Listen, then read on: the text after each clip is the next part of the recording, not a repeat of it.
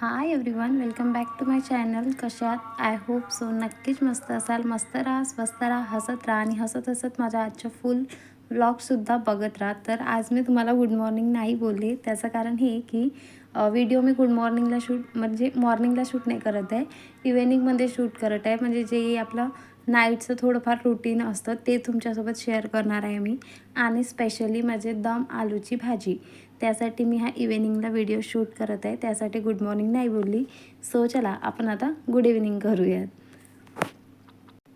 तर कसं आहे ना, आपल्याला दम आलू करायचे, तर त्यासाठी आपल्याला आधी आलू बॉईल करून घ्यावं लागेल. तर बघा इथं मी तांदूळ घेतलेले आहेत, मला भात पण करायचा आहे, त्यामुळे मी तांदूळ घेतले आहेत आणि आलू घेतले. त्याला तांदूळला छान असं 2 ते 3 पाण्याने वॉश करून घेते आणि आलूला पण छान असं वॉश करून त्यामध्ये हवं त्या क्वांटिटीमध्ये पाणी घालून कुकर लावून गॅसवरती ठेवून देते. म्हणजे कसं आलू पण बॉईल होतील आणि एका बाजूला काय म्हणतात आपलं भात पण होईल. तर बघा इथं मी कुकरला आलू लावून दिले आहेत आणि भात पण गॅसवरती लावत आहे. हवं त्या क्वांटिटीमध्ये तिथं पाणी घालते आणि चवीनुसार थोडंसं मीठ. तुम्ही पण भातमध्ये मीठ घालताय की नाही घालत ते मला नक्की कमेंट बॉक्समध्ये कमेंट करून सांगा. आम्ही तर आधी नव्हतो टाकत, कारण आम्ही ज्या एरियामधून बिलॉंग करतो आमच्याकडे नाही टाकत. मी बघितलं पण नव्हतं, पण जेव्हापासून मी नागपूरमध्ये राहायला सुरुवात केलं तेव्हापासून मला माझे फ्रेंड्स वगैरे बोलले की तुझं इथलं भात कसं तरी म्हणजे कोरं वाटते असं समथिंग काही. तर त्याने मला सांगितलं की भातामध्ये सुद्धा मीठ थोड्या प्रमाणात ॲड करावं लागतं. तर तेव्हापासून मी भातामध्ये मीठसुद्धा ॲड करते. तर बघा इथं मी गॅसवरती मस्त असं भात आणि तर बघा इथं ना मी गॅसवरती भात आणि आलू बॉईल करायला ठेवलेले आहे. जोवर आपले आलू आणि भात होत आहे तोवर आपण अदर प्रिपरेशन करून घेऊ. तर इथे ना मी जे आपल्या दम आलूसाठी लागणारी ग्रेव्ही आहे त्याची तयारी करत आहे. तयारी म्हणजे ग्रेव्ही म्हणजे जे आपल्याला मसाला लागणार आहे पेस्ट म्हणून.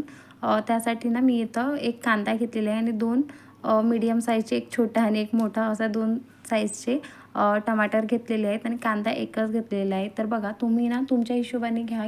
जेवढ्या क्वांटिटीमध्ये तुम्ही भाजी बनवत असाल, जेवढ्या लोकांसाठी बनवत असाल त्या हिशोबाने ना तुम्ही इथं जे आपले टमाटर आणि कांदा आहेत हे तुम्ही वापरू शकता. तर मी 1 ते 2 लोकांसाठी करत आहे म्हणून ना इथं मी मीडियम साईजचे 2 टमाटर आणि मोठ्या साईजचा एक कांदा घेतलेला आहे. तर बघू शकता साईडला ना आपलं भात आणि कुकर लावलेलं होतं, तर आलू छान बॉईल करून झालेलं आहे. त्यावर ना मी तवा ठेवलेला आहे. तव्यामध्ये छान थोडंसं ऑइल टाकलेलं आहे, जेणेकरून आपण जे कांदा, टमाटर आणि कोथिंबीर जे आहे ते ना छान असं थोडंसं गरम करून घेऊ. एकदम खरपूस नाही भाजायचं आपल्याला, थोडंसं असं गोल्डन ब्राऊन होईपर्यंत छान असं भाजून घ्यायचं आहे त्याला, जेणेकरून भाजीला टेस्ट आणि चव खूप छान लागेल.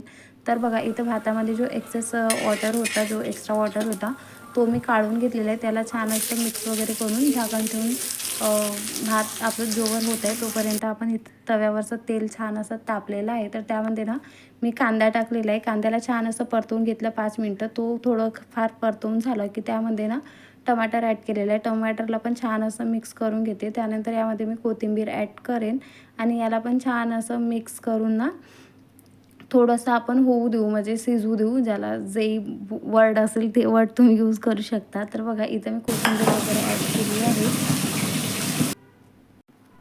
तर बघा इथं ना आपले आलू बॉईल करून झालेले आहेत आणि छान असं थंड पण झालेलं. त्यामधलं जे गरम पाणी होतं ते मी काढून घेतले आणि थंड पाणी टाकलेलं आहे. तर जोवर आपला मसाला होत आहे तोपर्यंत ना आपण मस्त साईड बाय साईड आलू पण सोलून घेऊ. म्हणजे कसं जेणेकरून आपला कमी वेळामध्ये जास्त कामं होतील. नाहीतर कसं कांदा जोपर्यंत आपण ते मसाला प्रिपेअर करत आहोत तोपर्यंत जर आपण असंच असलो त्यालाच बघत तर खूप जास्त वेळ निघून जाते. त्यामुळे बघा साईडला भात पण होत आहे, म्हणजे भात तर झालेला आहे, भाताचा गॅस बंद केला आहे मी.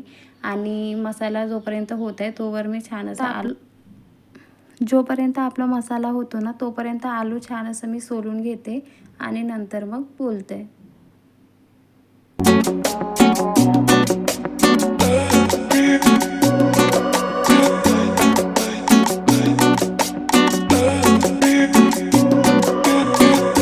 तर बघा इथं जे आपला मसाला होतं म्हणजे कांदा टमाटर वगैरे ते छान असं परतून झालेलं आहे. गॅस मी बंद केलेला आहे. तर जोवर हा मसाला गार होतो तोपर्यंत ना आपण आलूला छान असं होल पाडून घेऊ, म्हणजे जेणेकरून तेल पण यामध्ये म्हणजे तेलामध्ये पण छान असं फ्राय होतील. आणि नंतर म्हणजे आपण जे ग्रेव्हीमध्ये पण हे आलू टाकू तर त्यामध्ये ग्रेव्ही पण आतपर्यंत जाईल आणि आपल्याला आलू जे असं कोरं कोरं वाटणार नाही. आलू पण छान असं टेस्टी वाटेल, चव वाटेल त्याच्यामध्ये पण. त्यासाठी ना आपण आलूला छान असं होल करून घेऊ. तर बघा इथं ना आलूला छान असं होल करून झालेलं आहे. तोपर्यंत आपला मसाला पण गार झालेला आहे. तर इथं ना जेही आपलं म्हणजे जे कांदा टमाटर वगैरे होता त्याला छान असं मी मिक्सरमधून बारीक करून घेते, बघू शकता. आणि त्याआधी ना मिक्सरमधून मी अद्रक, लसूण आणि हिरव्या मिरचीची सुद्धा पेस्ट काढलेली होती, ते दाखवायला विसरले मी. आणि त्यानंतर जे आपलं बारीक मसाला होतं ते मिक्सरच्या पॉटमध्ये घातलं.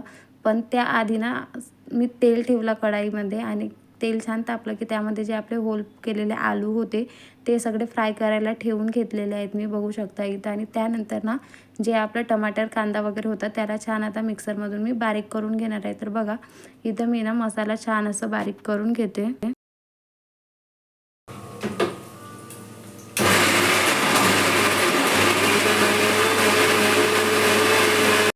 बघा इथं ना आपला मसाला पण छान असं मिक्सरमधून बारीक करून झालेला आहे आणि साईड बाय साईड आपलं आलू पण होत आहेत. तर आलूला छान असं अध्यात्मधात एक वेळा असं म्हणजे मिक्स करून घेऊ. मिक्स म्हणजे असं थोडंसं हलवून घेऊ, जेणेकरून एकाच बाजूने नाही तर ते सगळीकडून छान असं तेलामध्ये फ्राय होईल. तर बघा इथं मी छान असं आलूला मिक्स करून घेते.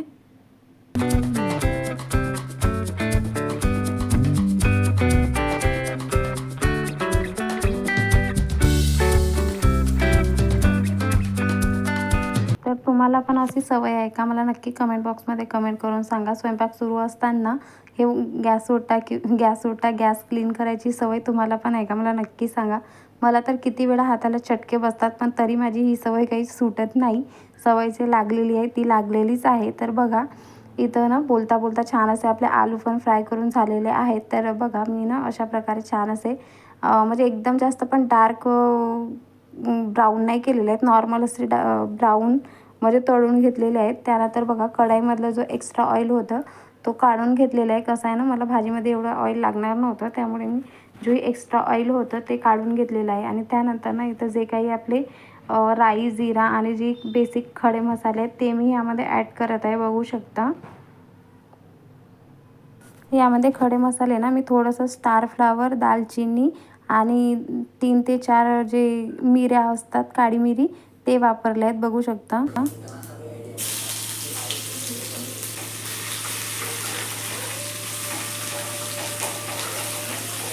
बघा मसाला छान अशा प्रकारे फ्राय करून घेऊ आणि त्यानंतर ना जे आपण ग्रेव्हीसाठी म्हणजे कांदा आणि टमाटरची जी पेस्ट केलेली होती ती यामध्ये घालूया. हवं त्या क्वांटिटीमध्ये तुम्ही ॲड करा.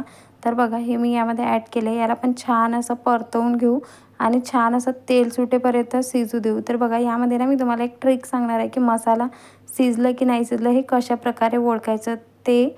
तर बघा इथं मी ना मसाला छान असं तेल सुटेपर्यंत भाजून घेतलेला आहे. त्यानंतर ना यामध्ये हवं त्या क्वांटिटीमध्ये तिखट, हळद जे काही आपले बेसिक मसाले आहेत ते यामध्ये ॲड केलेले आहेत. तुम्ही यामध्ये ना चवीनुसार तिखट, मीठ, हळद हे सगळं ॲड केलेले आहेत, बघू शकता.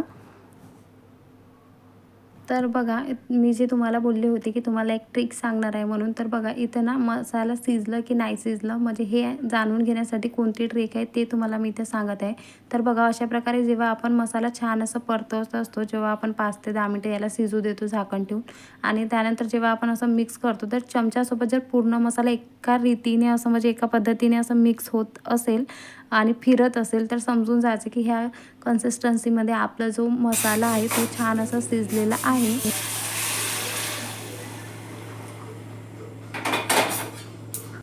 तर बघू शकता इथं साईड बाय साईड ना मी गॅसवरती थोडंसं पाणी पण ठेवलेलं होतं गरम व्हायला, कारण की कोणत्याही ग्रेव्हीच्या भाजीमध्ये किंवा नॉर्मल जे आपण ग्रेव्ही करतो त्या भाजीमध्ये आपल्याला जर पाणी ॲड करायचं असेल तर पाणी कधी गरम वापरा, वॉर्म वॉटर वापरा, जेणेकरून तुमच्या भाजीला तर्री छान येईल. पण कसं आहे ना, जेव्हा आपण तेलामध्ये कांदा टमाटर वगैरे परतवतो त्यावेळेला ती पेस्ट ज्या आपण भाजीमध्ये आपण टाकतो त्या भाजीला जास्त तर ग्रेव्ही येत नाही असं मला तरी वाटतं. कारण की हे अनुभव मी खूपदा म्हणजे माझा अनुभव पर्सनल अनुभव सांगत आहे मी तुम्हाला. तर बघा मला जेवढ्या क्वांटिटीमध्ये भाजी करायची होती तेवढं मी इथं पाणी टाकलेलं आहे, छान असं मिक्स केलं आणि झाकण ठेवून 5 मिनटाचा शिजवून घेतलेलं आहे. ज्यानंतर बघा भाजीला छान अशी उकळी आली की त्यानंतर ना यामध्ये जे आपले फ्राय केलेले बटाटा आहेत ते आपण ॲड करून घेऊ. त्याला पण छान असं परतवून घेऊ, मिक्स करून घेऊ आणि त्यानंतर ना झाकण न ठेवता 5 मिनटं त्याला पण छान असं शिजू देऊ आणि त्यानंतर आपली भाजी जी आहे ती रेडी असते. तर बघा इथं आपली भाजी झालेली आहे. यामध्ये मी कोथिंबीर ॲड करते. कोथिंबीर ॲड करून झाकण ठेवून देऊ की जेणेकरून भाजी खूप छान टेस्टी लागते. तुमच्याकडे जर नॉर्मल जे गरम मसाला वगैरे असतात ते असेल तर तेही तुम्ही वरून थोडंसं ॲड करू शकता. माझ्याकडे नव्हतं म्हणून मी नाही टाकलं आहे. तर बघा अशा पद्धतीने आपली भाजी इथं छान अशी रेडी आहे. तुम्हाला कशी वाटली रेसिपी मला नक्की सांगा कमेंट बॉक्समध्ये. नंतर ना इथे मी छान अशा पोळ्या करायला घेतलेल्या आहेत. याआधी पण मी तुम्हाला सांगितलं होतं पोळ्या म्हणजे मी चपाती करत नाही, मी जे फुलके असतात तेच करते. तर बघा इथं मी ना छान असे चपाती पण करायला घेतले. कसं एवढी छान भाजी बनवली आपण दम आलूची आणि त्यासोबत भातासोबत तर तेवढी काही खास वाटणार नाही, म्हणून मी छान इथं पोळ्या करत आहे. तर बघा इथं मी ना सगळ्या अशा म्हणजे पोळ्या करून घेते आणि नंतर बोलते.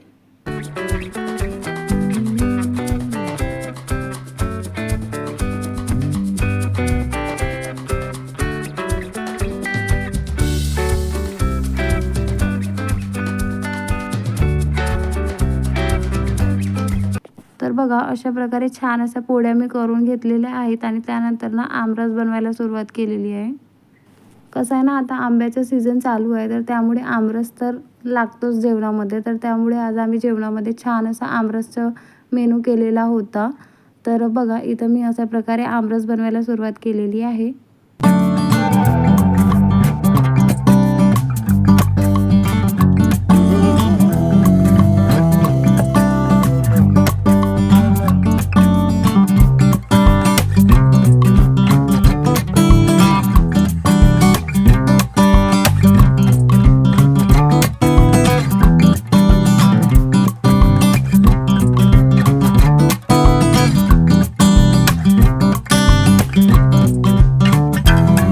तर अशा प्रकारे आमरस ना इथं रेडी आहे. तर आंबा जास्त काही गोड नव्हता त्यामुळे ना यामध्ये मला थोडी साखर ॲड करावी लागली.